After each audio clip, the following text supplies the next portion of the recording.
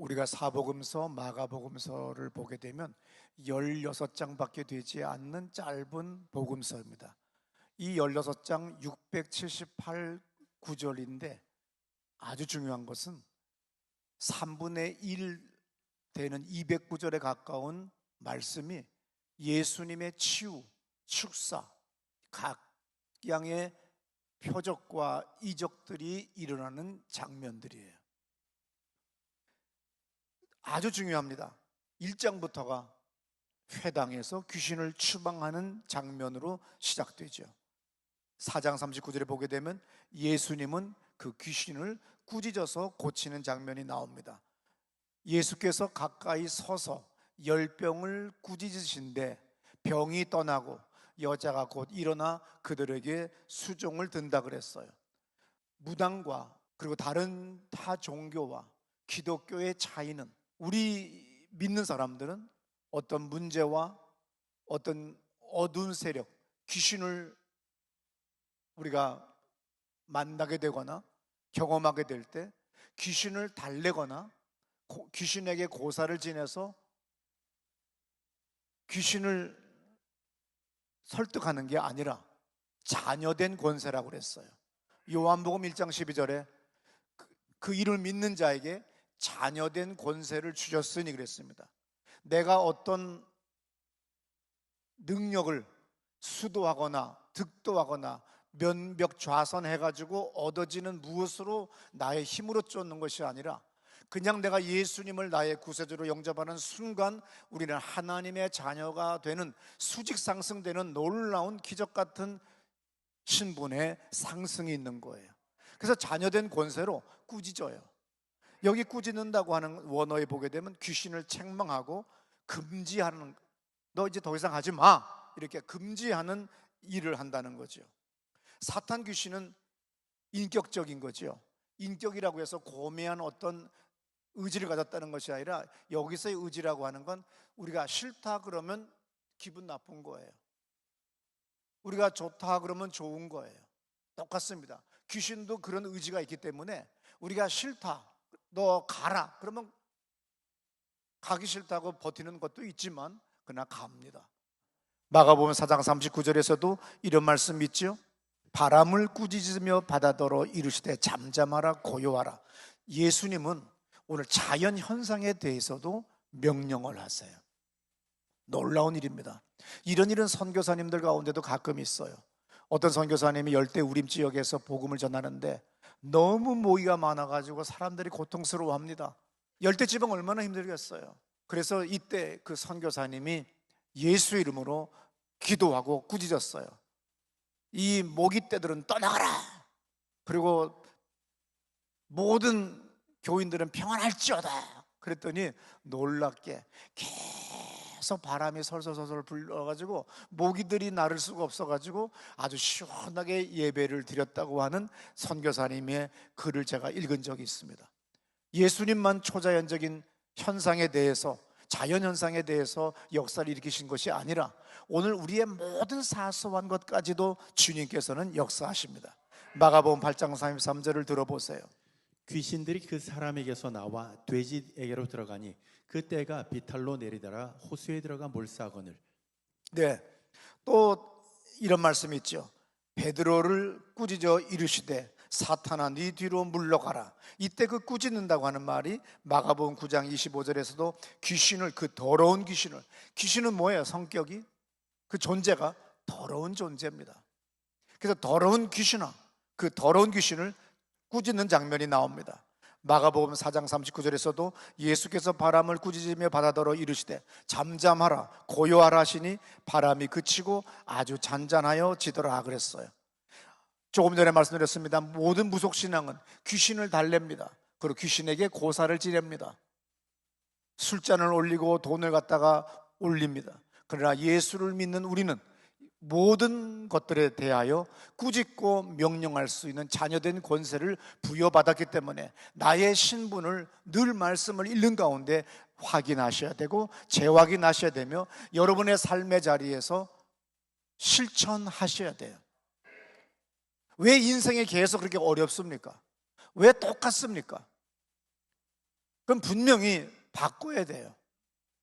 그런데 사람들은 바꾸질 않아요. 기도도 안 해요. 그냥 주일만 교회 와서 뭐가 되나? 목사님의 기도만 바꾸면 되나? 하지만 이건 미신적인 사고예요. 내가 기도해야 됩니다. 내가 예수 이름으로 부르짖어 기도해야 돼요. 내가 예수 이름으로 큰 소리로 꾸짖어 오늘 자연 현상과 내 인생의 모든 환경의 문제들을 꾸짖어야 되는 거예요. 이때 역사가 바뀝니다.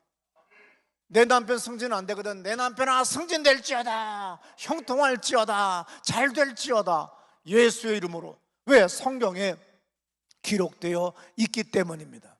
마가복음 1장 16절에서 더러운 귀신이라고 거기 기록되어 있어요. 반대로 하나님부터 오는 건 뭐지요? 귀신이 더러우면 하나님부터 오는 거는 성결이에요. 야고보 3장 17절 말씀 들어보세요. 오직 위로부터 난 지혜는 첫째 성결하고 다음에 화평하고 관용하고 양순하며 긍휼과 선한 열매가 가득하고 편견과 거짓이 없나니. 위로부터 난 지혜는 성결해요. 다음에는 화평해요. 그 다음에는 관용해져요. 그러면서 양순해져요. 그러면서 긍휼한 마음을 갖고 선한 열매를 가득하게 나타냅니다. 그러고 난 다음에 편견과 거짓이 없어요. 우리 갈라디아서 5장 19절의 말씀 들어봅니다. 육체의 일은 분명하니 곧 음행과 더러운 것과 호색과 우상 숭배와 주술과 원수 맺는 것과 분쟁과 시기와 분냄과 당 짓는 것과 분열함과 이단과 투기와 술 취함과 방탕함과 또 그와 같은 것들이라. 전에 너희에게 경계한 것 같이 경계하노니 이런 일을 하는 자들은 하나님의 나라를 유업으로 받지 못할 것이요. 아주 중요합니다. 마지막 하나님의 나라를 유업으로 받지 못하는데 여기 우상 숭배, 주술, 원수 맺는 것, 분쟁, 시기와 분냄과 당 짓는 것과 분열함과 이단과 이거 다 귀신에게 내가 문을 연 거나 마찬가지예요. 예수님의 귀신 추방의 소문이 얼마나 놀랍게 일어났던지 사방의 갈릴리까지 소문이 났어요. 마가복음 1장 28절의 말씀에 이런 말씀이 있죠. 예수의 소문이 곧 온 갈릴리 사방에 퍼지더라. 네, 사방에 그 소문이 퍼지기 시작을 했습니다. 구약시대 때 어떤 종교 지도자들도 그 누구도 귀신을 추방하는 일은 없었어요.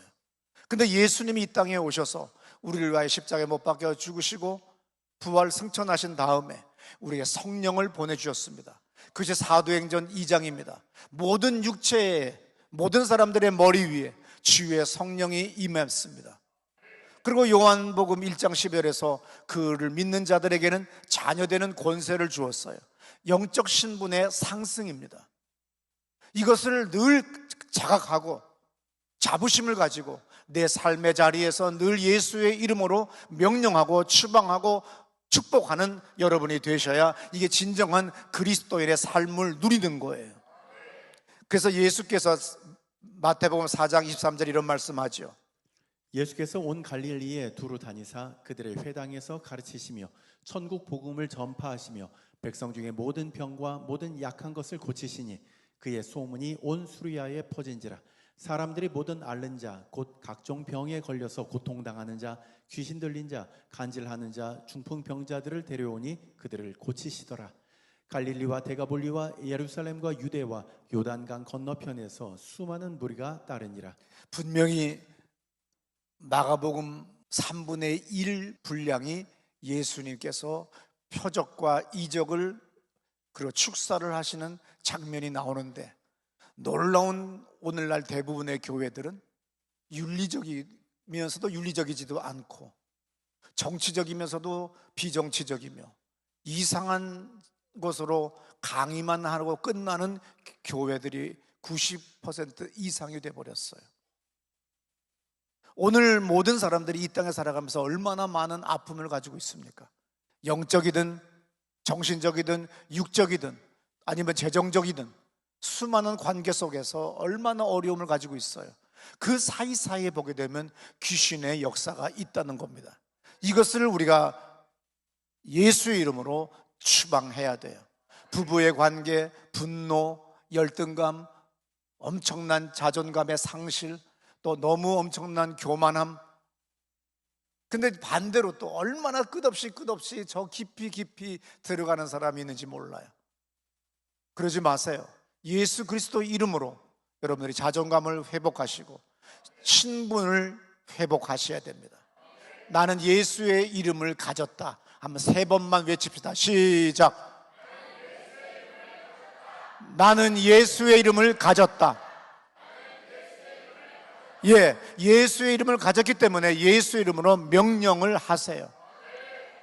마가복음 1장 21절부터 22절에서 예수의 가르침은 사람들이 놀랬는데 권세가 있었고 서기관 같지 아니했다 그랬어요. 오늘날 많은 사람들이 목회라고 하는 신학이라고 하는 이 길을 그냥 윤리선생이나 지식이나 역사와 신화나 전설을 가리키는 그런 것으로 집단으로 만들어버려요.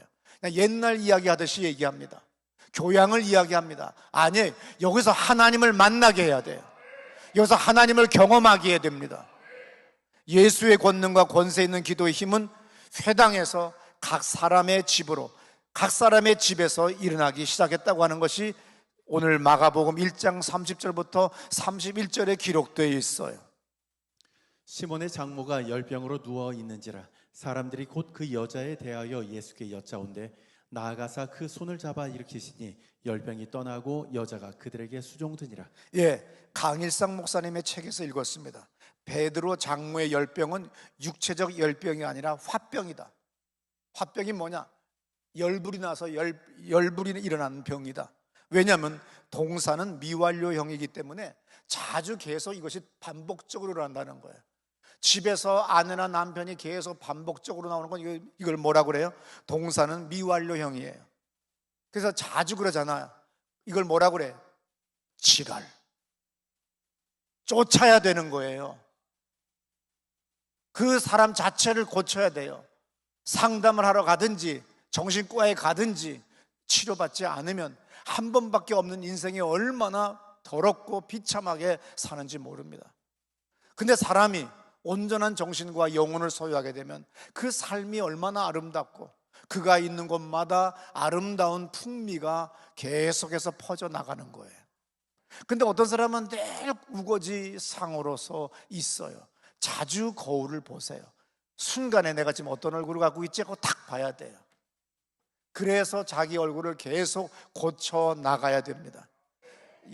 그래서 나이 40살 이상의 얼굴은, 관상은 자신의 책임이라고 하는 말이 있잖아요.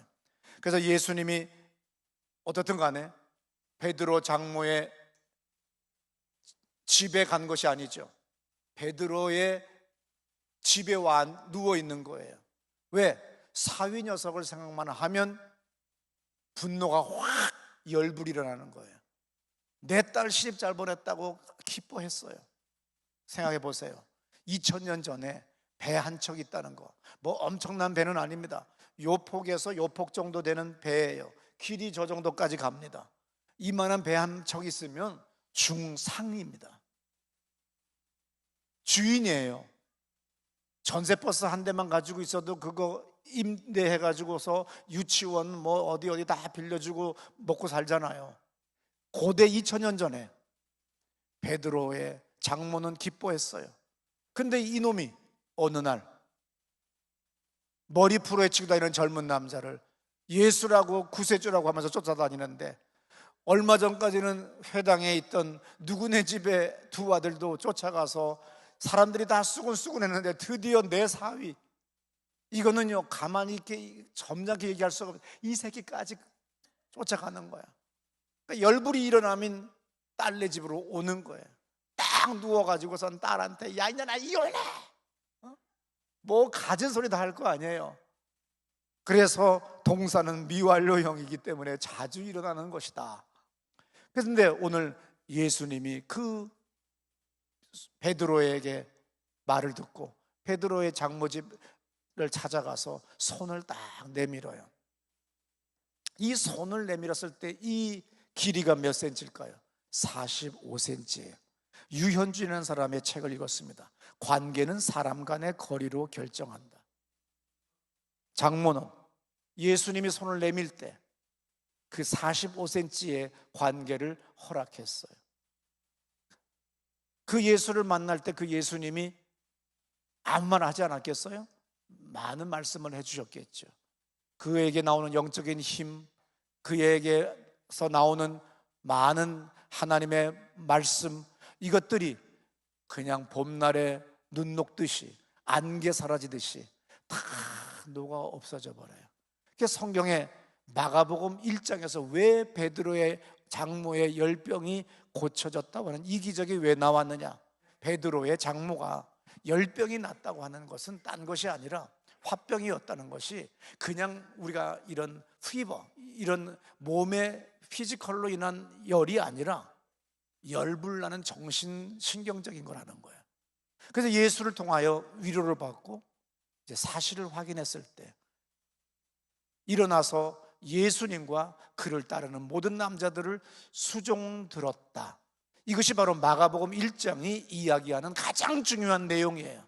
그를 거부하고 다부시했던 사람들도 그를 만나면 그를 섬기는 사람으로 변했다고 하는 것이 마가복음 1장이 우리에게 얘기하는 건데, 나는 이 마가복음 1장을 기록한 마가의 의도를 모르니까 그냥 휘버, 열인 줄 알고 이런 기적은 옛날이나 필요한 거지, 지금은 타이레놀, 판피린, 아스피린 충분해, 그렇게 얘기했던 내가 잘못했던 거였죠.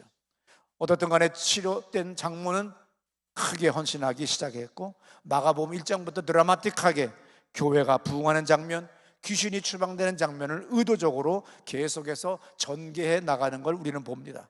마가복음을 읽으면 예수님은 안식일에도 병을 고쳐주세요. 한마디의 말도 없이 순간에 고치십니다. 귀신의 독백 같은 꿈시렁 고백에도 대꾸도 안 하고 그대로 추방하세요. 이게 중요한 거예요. 여러분, 귀신이 역사할 때 대꾸하거나 말대답하는 거 아니에요. 이미 진 거예요. 나가지 않아요. 나도 옛날에는 영웅심리로 젊은 날에 20대 초반에 귀신 들린 것들이 나를 보고 막 소리를 지르고 뒹굴고 발악을 할 때 나는 아주 영웅 같은 이야기를 하기 시작합니다. 교인들이 수백 명이 쳐다보는데 젊은 20대 초반에 내가 뭐라고 했겠어요? 넌 누구냐? 너는 언제 들어왔냐? 그러면 또 막 말대답을 다 해요. 나가라 그러면 못 나간다고 눈을 파랗게 뜨거나 뭐 별일이 다 있었죠. 그러나 끝난 겁니다. 그 사람 다음 달 보면 또 있어요. 절대로 안 나간 겁니다. 귀신과는 대화하지 않습니다. 예수님도 말대답하지 않으셨어요. 대꾸하지 않으셨어요. 오직 일방적으로 명령하고 추방하셨어요. 마가복음 5장 1절부터는 거라사 지방 귀신을 추방하는 내용이 기록되어 있습니다. 거라사 지역은 뭐예요? 예수님의 첫 이방 지역 사역입니다. 예루살렘, 이스라엘을 떠나서 이방 나라, 이방 지역에서의 첫 사역이 거라사 지방에 귀신 들린 사람을 고치는 장면입니다. 그러면 중요한 것은 갈릴리 바다 주변에서의 첫 사역도 귀신을 추방하는 장면이었고, 이방 사역의 첫 사역도 귀신을 추방하는 장면이에요.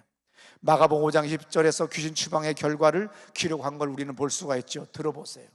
그가 가서 예수께서 자기에게 어떻게 큰 일 행하셨는지를 데가볼리에 전파하니 모든 사람이 놀랍게 여기더라.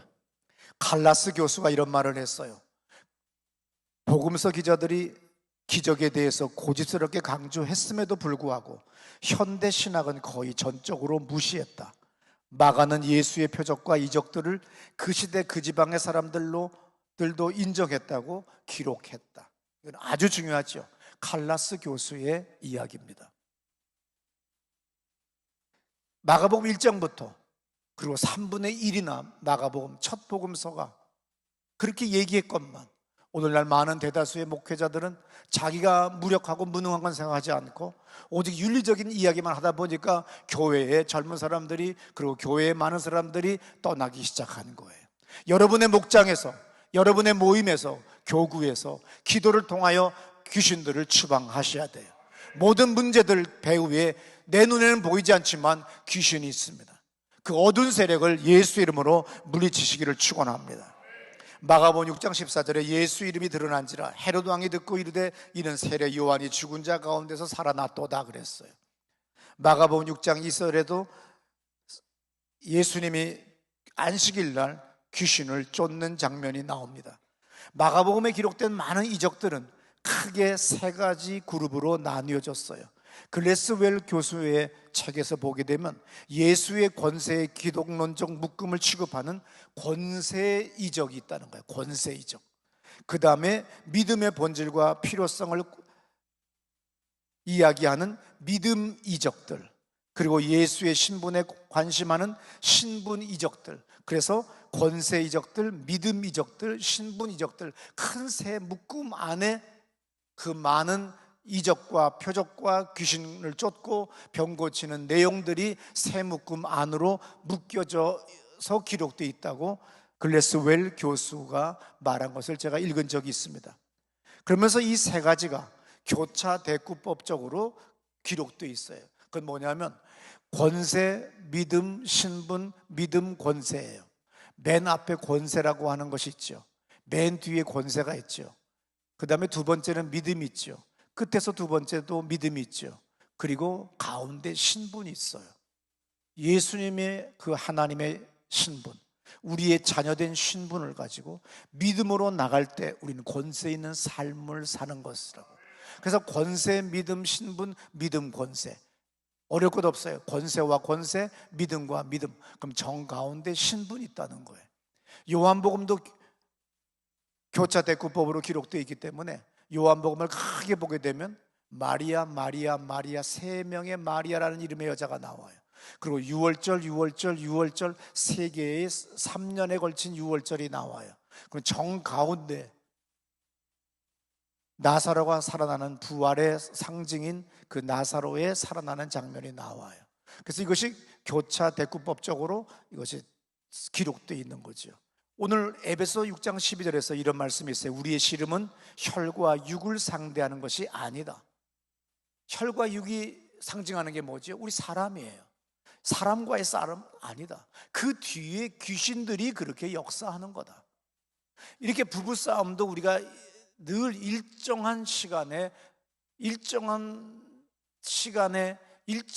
요일에 싸우는 거, 자식이 이상한 짓 하는 것도 보면 일정한 그 패턴이 있다는 걸 알 수가 있어요. 그래서 우리는 깨닫고 이날만큼은 내가 기도하고 내가 귀신을 쫓겠다 하고 나가면 이길 수 있는데, 이것들을 다 무시하고 나가니까 귀신에게 끌려다니는 인생밖에 될 수 없는 겁니다. 베드로전서 5장 8절에서 예수님이 이렇게 말씀하셨어요. 베드로 사도가 근신하라, 깨어라, 너희 대적 마귀가 우는 사자같이 두루다니며 삼킬 자를 찾나니 그랬어요. 누가복음 9장 1절에서 예수께서 중요합니다. 아주 중요합니다. 누가복음 9장 1절입니다. 12 제자를 불러 모사 모든 귀신을 제어하며 병을 고치는 능력과 권위를 주었다 그랬어요. 옛날 침구사는 이것이 중국의 침법, 중국 북방의 침법, 중국 남방의 침법, 저 만주의 치료법이 달라요. 침을 놓는 침구사나 한의사는 그 비방을 전수받기 위하여 이리저리 이 교수 저 교수 쫓아다녀요. 절대로 아무리 가르쳐주지 않아요. 왜? 그 스승은 독점합니다.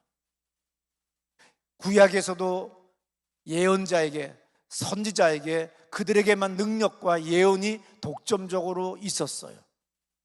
그런데 놀라운 사실은 엘리야 엘리사의 그 능력이 전수되듯이, 임파테이션 되듯이, 전이되듯이 드디어 예수님은 이 땅에 오셔서 자신만 독점적으로 그 능력을 실행하시다가 천국 가신 것이 아니라 너희들은 내 이름으로 손을 얹어 귀신을 쫓아라, 병든 사람을 고치라고 하는 아주 단순하게, 득도해야 될 이유가 없다, 비린 거 먹지 않고 결혼하지 않고 머리도 깎아야 되거나 아니면 머리를 기르거나 그런 거 다 필요 없다, 인간의 어떤 행위도 필요 없다, 내 이름으로 귀신을 쫓아라, 손을 얹어 귀신을 쫓아라, 병든 사람에게 손을 얹은 즉 병나음이 있을 거라고 하는 그 독점적인 주님의 권능이 아니라 우리 모두에게 명령하셨어요. 그러므로 여러분들의 목장에서 여자는 여자끼리, 남자는 남자끼리 손을 얹어, 서로 몸에 손을 얹어 찌르거나 누르거나 둘겨 패는 것이 아니라 그냥 손만 얹으세요. 내가 당신에게 손을 얹었다고 하는 걸 느끼도록만 해주라는 거예요. 그리고 예수 이름으로 귀신을 쫓거나 용서를 요구하거나 아니면 회개를 촉구하도록 우리가 가르쳐 준 다음에, 그리고 기도하면 여러분도 초자연적인 능력을 경험할 수 있는 걸 믿으시기 바랍니다. 누가복음 11장 10절에 이런 말씀이 있어요. 내가 만일 하나님의 손을 힘입어 귀신을 쫓아낸다면 하나님의 나라가 이미 너에게 임했다. 그러니까 하나님의 나라는 언제 오는 거냐? 내가 죽어서 천당 가는 것이 그때가 시작이 아니라 내가 오늘 이 땅에 지옥 같은 인생이잖아요. 각양의 귀신들이 내 삶의 자리에서 수많은 문제와 사건들을 일으키고 질병을 일으킬 때 당연히 병원에 가서 의사의 처방을 받고 링겔을 맞고 입원을 하고 치료받으면 나야 되는데 안 나요. 그건 귀신을 쫓아야 되는 겁니다. 분명히 판피니를 마시고 아니면 타이레놀을 먹었는데 열이 안 내려가요. 그러면 우리는 어떻게 돼요? 당연히 의사는 소염제와 항생제를 처방해줘요. 그럼에도 3일씩이나 안 되면 우린 처음부터 예수 이름으로 귀신을 쫓고 약을 드세요. 그러면 그 약효가 있는 겁니다. 밥을 먹을 때마다 저는 아주 단순한 기도를 해요. 그래서 전 세계에서 모든 목사들이 제가 기도하면 웃고, 그리고 항상 저에게 대표 기도를 식사 때 해달라고 그래요. 왜냐하면 모든 목사님들은 식사 기도합시다 하고 난 다음에 온 식당에 다른 손님들까지 듣도록 벌떡 또 일어나요. 또 아버지 하나님, 오늘도 여기에 역사하셔서 이렇게 조이서 목사님께서 식사를 제공해 주셨으며 특별히 축복을 하여 주시옵시고, 와, 얼마나 긴지. 지금 고기를 막 타가고 있는데 눈 떠가면서 이걸 뒤집으면서 그걸 듣는데 얼마나 긴지 몰라요. 저는 아주 쉬워요. 하나님 아버지, 소화 잘 되게 해 주시옵소서. 예수님의 이름으로 기도합니다. 그래서 사람들이 막 웃어요. 길게 할 줄 알았는데. 여러분, 물도 잘못 먹으면 체할 때가 있어요. 물도 못 마실 때가 있어요. 뭐든지 예수의 이름으로 소화가 잘 되게 해 주시옵소서. 고린도후서 10장 4절 우리 다 같이 마지막 읽고 우리 크게 기도하는 시간을 갖겠습니다. 고린도후서 10장 4절입니다. 자, 다 같이 시작. 우리의 싸우는 무기는 육신에 속한 것이 아니요 오직 어떤 견고한 진도 무너뜨리는 하나님의 능력이라. 모든 이론을 무너뜨리며. 우리의 싸우는 무기는 육신에 속한 것 아니에요. 칼과 창이나 도끼나 햄머나 망치가 아니라 오직 어떠한 견고한 진도 무너뜨리는 하나님의 능력입니다. 이 하나님의 능력은 모든 이론을 부셔버려요. 그리고 초자연적인 역사가 여러분의 삶의 자리에 있는 걸 믿으시기 바랍니다. 우리 다 자리에서 일어나셔서 우리 기도할 때 두 손 번쩍 들고 하나님을 항복합니다. 예수의 이름으로 아버지께 항복하고 주님께 예수 이름으로 간구합니다. 살려주세요. 도와주세요. 함께 해주세요. 기도합니다. 아버지 하나님, 오늘 이 아침